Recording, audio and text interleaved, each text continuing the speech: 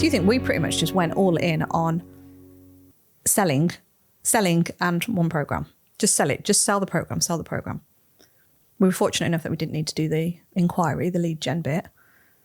So from your perspective then, how did that feel for you when we were doing that in our businesses, considering before, with your favourite term of scrattiness, compared to that, just almost stripping back the, what's the word I'm looking for? Do you know what I mean? Like I can't think of the word, the doing stuff. It's not the idea now of we've got a program and it's a long-term one and that's all hunky-dory. But it's the back end bit of like, what do I do to make that thing work? I suppose I don't understand it because from my perspective, I had the audience there already. So I suppose I didn't have to do all the things because that part of it was already done.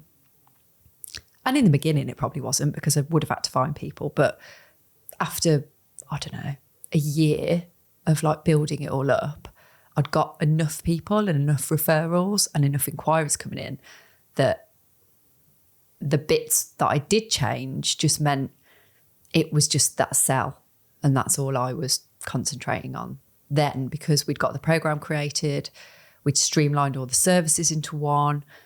That was just, for me, my brain just slotted into place of going like, why doesn't everyone do this? Because it's so much easier. It doesn't matter whether it's a puppy, a reactive dog, a dog with food aggression issues, like interrelation problems in the house or anything. It's the same program.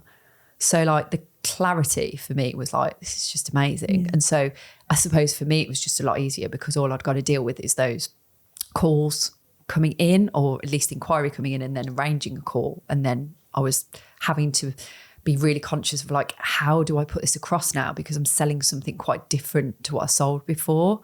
So that's where that focus then comes back to, I need to do things slightly differently now because it isn't going to be enough to cut it and just put a button on my website and expect somebody to pay me £1,000 now.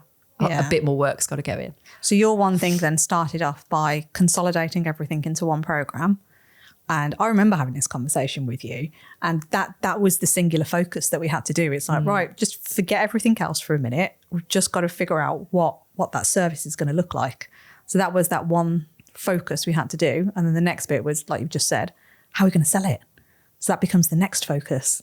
Yeah. Because you've already, almost I imagine it as a, you know, like when people do these to-do lists and you're just writing loads of things down. I'm terrible at this because when I get so overwhelmed with everything, I need to do a brain dump, and mine is to put a massive to-do list down. Like the one you did yesterday? Like the one I did. It's grown.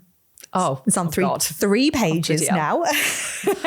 But sometimes for me, I know that I just need to get it out of my head and go, right, I can almost see it then as like, these are the bigger picture tasks. These are the little easy to tick off things, but I feel better that it's like, oh gosh, right, it's out of my head and it's done. But if I try to attack that whole list, which sometimes I do, and I look at it and I'm like, shit, like there's too much there. I don't even know where to start. But so like for us at the moment, yes, that to-do list is like 3 pages long. However, we know the one thing we need to focus on at the moment is transferring all the stuff from one system into another. That has to be the one thing. Like everything else has to give to a degree. Mm-hmm. And this is where arguably you're going to have some stuff that has to tick along in the background a little bit, but they should be really, really little tasks because we've got a big one to do.